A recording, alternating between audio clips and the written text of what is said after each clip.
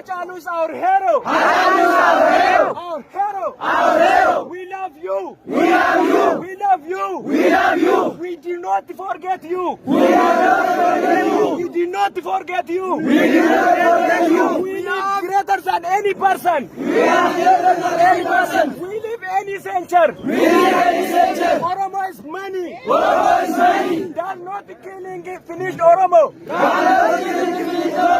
Oromo is money. Oromo is money. Our root is no English. Our root is no English. Our root is no English. Our root is no English. Oromo is highest ethnic group in Ethiopia. Oromo is in Ethiopia. We need justice. We need justice. We need justice. We need justice. Our question is really Our question is really international. international.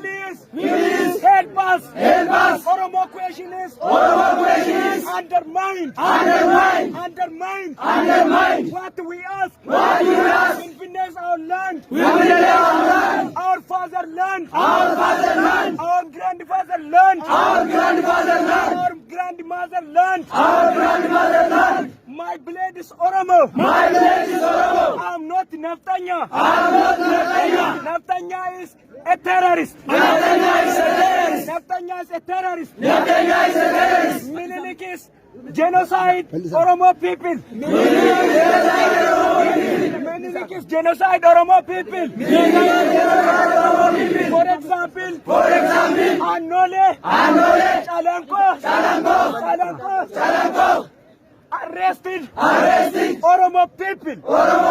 So, stand up, ask your question. No freedom, no justice, in Ethiopia.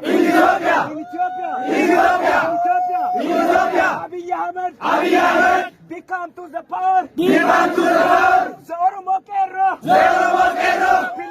play greater role.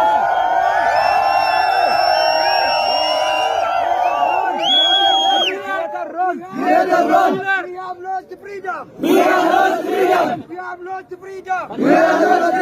At this time, Wallaka is bleeding. Wallaka is bleeding. The Oromo is bleeding. Free. All political. Oromo prisoner. Oromo is bleeding.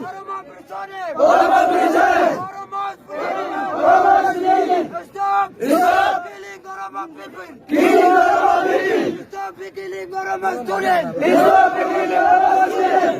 freedom. We have lost freedom.